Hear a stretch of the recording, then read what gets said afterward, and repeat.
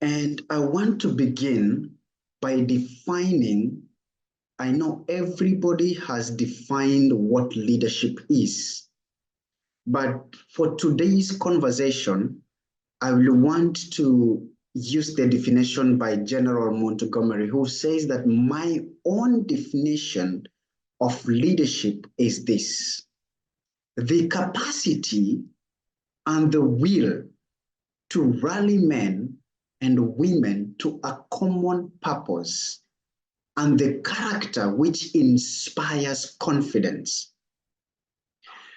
When we look at the definition of leadership according to the general, there are a few keywords that I pick. Word number one is the capacity and the will to do what? Rally men and women. That is a point of inclusivity there. And then you are rallying them to a common purpose. And as you do that, you as the leader must have the character to inspire confidence. I feel like if we lived by this kind of definition, I know like John C. Maxwell does define leadership as influence. As simple as that. Everything rises and falls on leadership, yes. But then I find this definition thought-provoking because it talks about, if today I call myself a leader as Otumbo Vincent, the first question I need to ask myself, do I have the capacity and the will to rally men and women around me to a common purpose? If I say yes, then I go to the second part. Do I have the character to inspire confidence to the men and women that I have rallied to this cause? It is until we redefine what we see as leadership that we can be able to achieve inclusivity. But until we build the character and the confidence to rescript what we know, we will still be having the same conversations a decade from now. We will still be having the same conversations a decade from now. I want to go further and say, what then does inclusivity mean? When I was looking at it, 3 points came into my mind. Point number one is that inclusivity means having equal opportunities to participate, contribute, and advance in the marketplace and in leadership roles without facing discrimination or barriers based on gender. So you and I, female or male, deserve equal opportunities to participate, contribute, and advance in the marketplace and in leadership without facing discrimination or barriers based on gender. Number two, inclusivity means being valued and respected for your skill, for your experience, for your perspective, and having your voice heard and represented in decision-making platforms. It means that I, as Otumbo Vincent, I need to be valued and respected for my skills. If I say I'm a leader, if I say I'm a public speaker, if I say I'm an author, I need to be valued and respected for those skills. I need to be valued and respected for my experiences. My experiences may not be necessarily like yours. That is why you are, for example, Joanne, and I am Otumbo Vincent. My perspective does not have to be yours, and yours does not have to be mine. But we need to value and respect each other for those strengths that we bring to the table. And then your voice and my voice needs to be represented in the decision-making, a boardroom or platform. Then lastly, which is my third point, inclusivity means creating a supportive and empowering environment that recognizes and addresses the unique challenges and barriers leaders face in the workplace while providing equal access to resources, mentorship for professional growth and advancement. And now we ask the most important question. Why must we talk about inclusivity? Why must we talk about inclusivity? So I have this exercise I would like us to really engage with one another. So I'm going to ask a few of us. I think we are a few. Each one of us should be able to participate. So I'll begin with Radido, who is one of our hosts here. And I want to ask, I'm avoiding your first name because I don't want to butcher it, how it is pronounced. So Mr. Radido, what do you see on the screen? There is a photo that I've projected. I will want you to tell me anything unique you see on the screen. What do you see on the screen?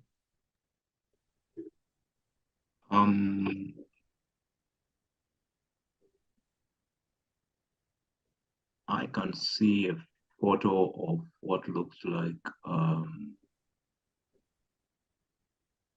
one-horned hippo trying to paint a picture of something that looks like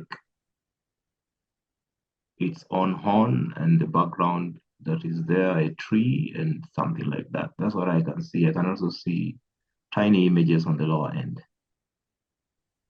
Thank you, sir. Thank you. Joanne?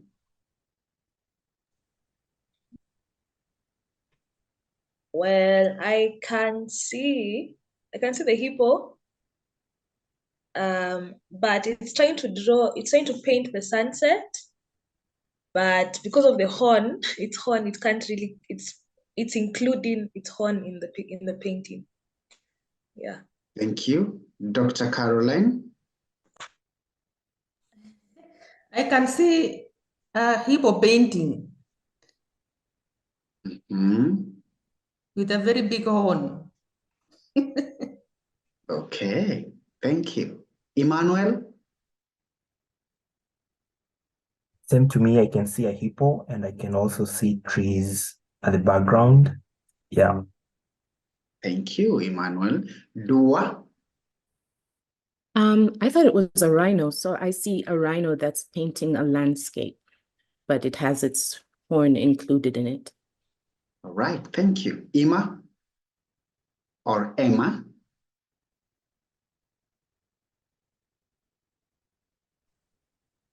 I can see a rhino painting, and it's painting the sunset, and the background is the trees and all that. He's trying to paint all that, but he's including the horn. Thank you. Mercy?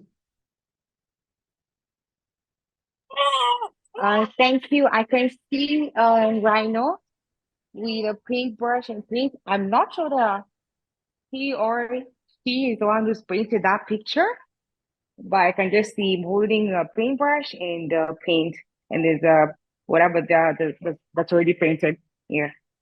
Thank you. Thank you. Thank you, Mercy. Blessings. Oh, I can see trees in the background, and there is a painting of there are three paintings of what is in the background. Thank you. Blessings. Linus?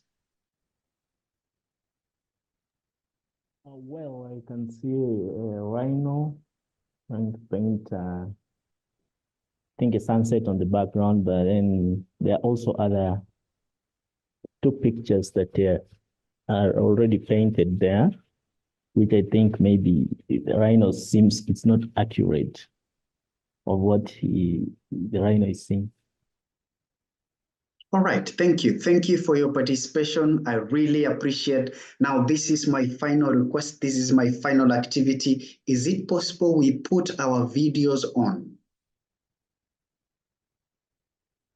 Kindly, if you are able, put your videos on, I like your beautiful and handsome faces.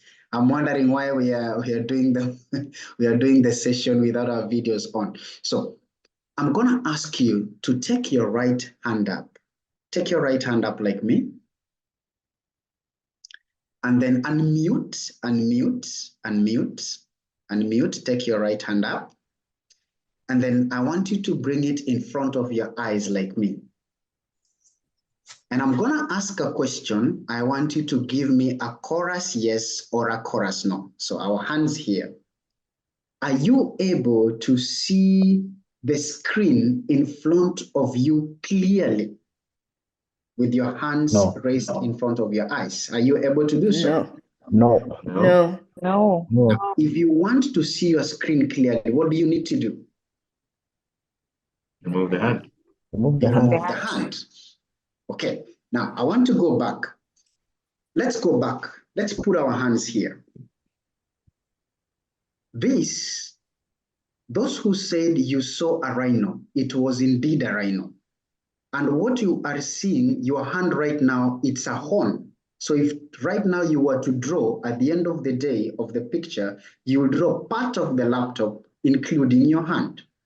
And this is what we call a rhino horn. The reason why we must talk about inclusivity, it is because we always don't see people for who we are. We see them from our rhino horns. And it is until we remove, now we can remove, our rhino horns that we get to see people for who they are. They get to see us for who we are. And then together we can collaborate. I strongly believe that the way God created man and woman, he created them to complement and complete each other and not to compete with each other. But every single day, we are competing and we are fighting instead of complementing and completing each other. And one of the reasons we have to have that conversation is because of our rhino horns. So now if you feel you wanna go back to hiding mode, please do so. Please do so. No more activities. Thank you so much.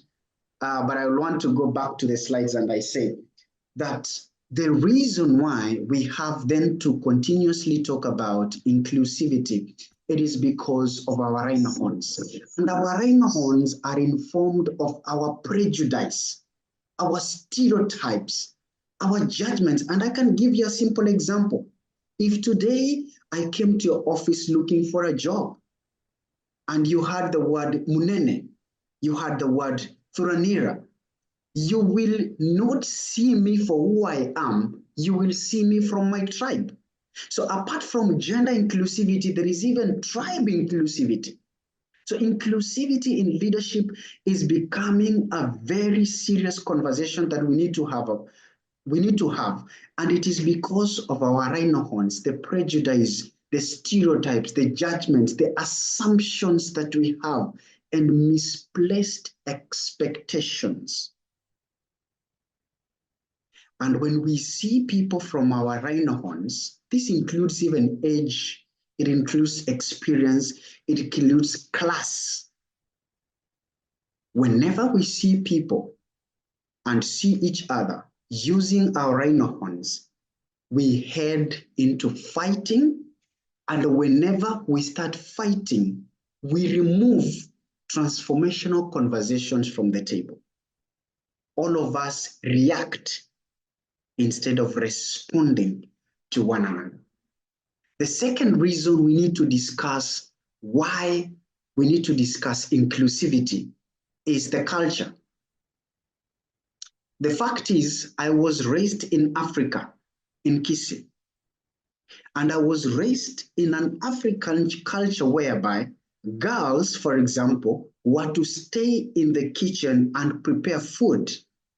While me as a boy, I will go tend to the cows, and later on in the evening, I'll sit with my grandpa or my father on the same table waiting for the ladies to bring the food to the table.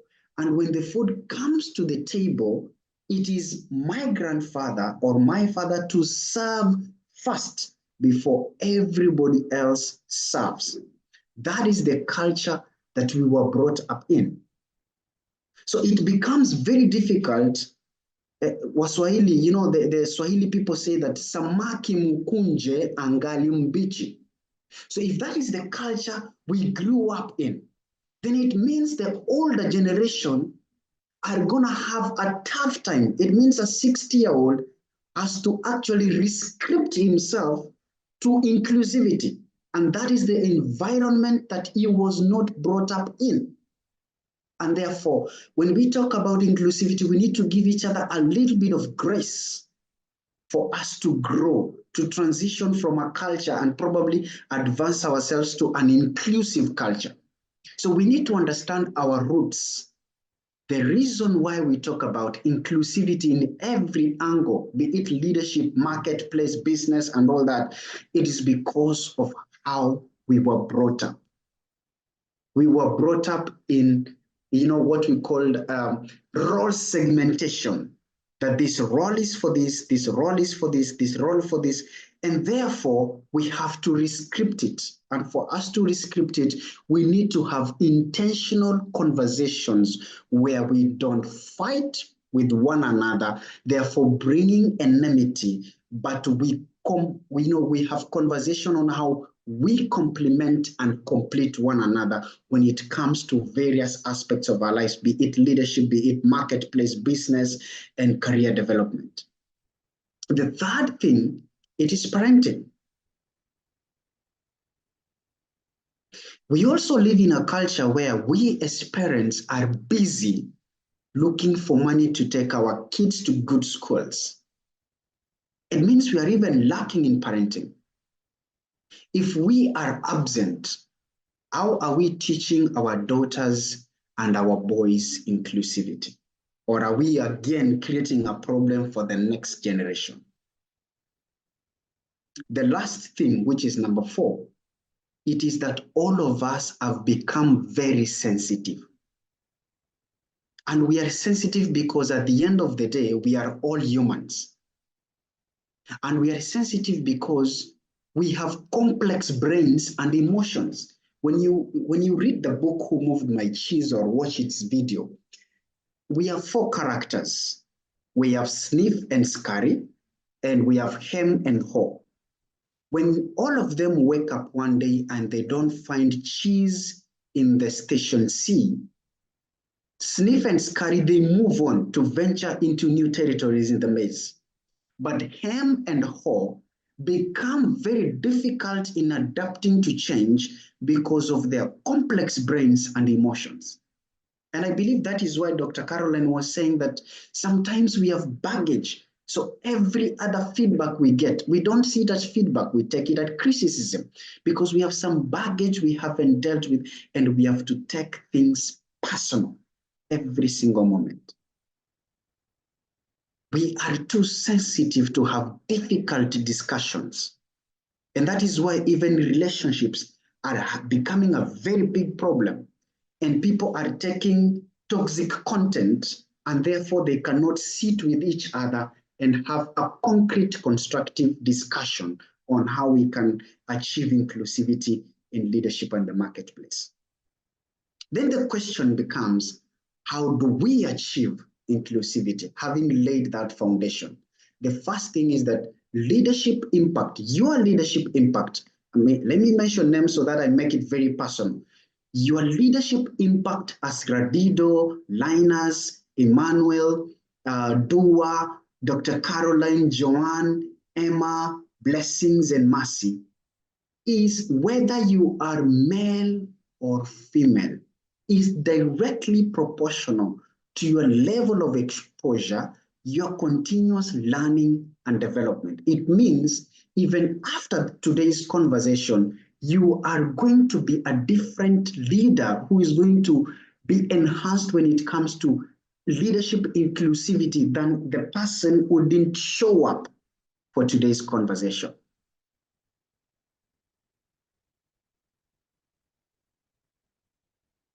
Strategy number 1 for achieving leadership inclusivity. We need to rescript and redesign who we are as individuals, as organizations, as societies, and as nations without losing our identity. We need to stop borrowing ideas of what inclusivity is. Inclusivity does not mean westernization. Inclusivity means we have leadership conversations and bring ourselves to the table without losing our Africanism, without losing our identities as Africans. It means we need to rescript our education. We need to rescript our culture. We need to rescript our exposure. We need to rescript and redesign our parenting so that we are able to engage on inclusive discussions in leadership from even our own children as they grow up. We need to rescript. The reason why somebody will become very sensitive and take things personal, it's because this person is not taking responsibility for themselves in the equation. If there is a challenge, somebody needs to take responsibility for that and then rescript it. When you rescript issues and put healthy boundaries, you don't have to take things personal. Number two, we need to hold deliberate and intentional transformational conversations together, not segregating ourselves as women, segregating ourselves as men, but we need to sit together and have transformational conversations and find our spaces together. Number three, we need to stop competing and invest in building leaders by complementing and completing each other. I remember it's called Greg Rochelle, one of the founders of Life.Church, the guys who have built the YouVersion Bible app. He has talked about 6 types of leaders. And one of the leaders he talks about is the empowering leader. And empowering leaders don't create followers. Empowering leaders create more great leaders. They produce more leaders. And that is why we need to ask ourselves the things that we do, the conversations that we hold, the posts that we post on social media, are they geared towards creating and producing more leaders? Or are they geared towards people fighting one another, being offensive versus defensive? Strategy number 4, for us to achieve inclusivity, we need mind shift. And we need to learn that when it comes to success and growth, it is not unlike poles attracting each other like the way we learned the law of magnetism. When it comes to leadership, when it comes to success and the growth of the society, value attracts value. Look, when I look at the late Wangari Maathai, this is a lady who found her space and became the best in class. And today she's a case study of what a woman leader can do. When you look at talk show business, look at Oprah Winfrey. She's the best in class. When we talk about innovation, look at Steve Jobs. He is the late, but he's still best in class. We still talk about him. We use him in our training. We use him as a case study of what a leader can do. And that tells you that when it comes to success in leadership and the marketplace, the moment we build our values, inclusivity conversations gets out of the window, because for you to actually to have value in the marketplace, inclusivity is part of that formula. But maybe because we don't focus on building value and becoming best in class, then we start talking about ingredients of succeeding instead of focusing on the success. What are the next steps? We need to understand the law of the farm. If you are a farmer, you understand that there are seasons of planting and harvesting. If you are a farmer, you understand that there are types of soil, loamy, sand, clay. And you must understand the types of crops that grow in that farm. It is important to understand that as we engage in conversations about inclusivity, we must contextualize it to the African culture. We must understand the type of soil that we have been, and therefore hold conversations that will manure and plant seeds of inclusivity, and understand that consistency of these conversations, consistency of pruning, consistency of manuring these conversations is the only way that can get us to achieve that inclusivity. It's knowing that this is a conversation that one-time conversation is not going to lead to inclusivity, but we need to consistently have constructive conversations for us to be able to achieve inclusivity. It means that we need to understand our seasons and give ourselves time to grow one day at a time. You don't plant maize today and harvest it tomorrow. It takes time to grow. And as it grows, there is a part that you play as a farmer. The second thing we need to understand that nature is evenly distributed. And every time we mess with the equilibrium, we'll fight to get that back. I can give an analogy of when you're an entrepreneur, actually, I am one. I rarely get time to rest. And what happens at the end of the day, the body itself shuts down. You experience something to do like a burnout. The reason why you are experiencing a burnout, it is because you are not adhering to the laws of nature that God Himself created. And therefore, an imbalance has to be created, and the imbalance is burnout, so that you can rest and achieve the nature's equilibrium. It means that as much as we are having inclusive conversations, if we go against the principles of life the way God created it, we will always be fighting about inclusivity. So sometimes life is simple, but because we are humans and we have complex brains and minds, we complicate it. We can simply achieve inclusivity by adhering to the laws of creation. And that is found, I'm a Christian, so it is found even in the first book in the Bible, which is Genesis. Can we adhere to the laws of nature?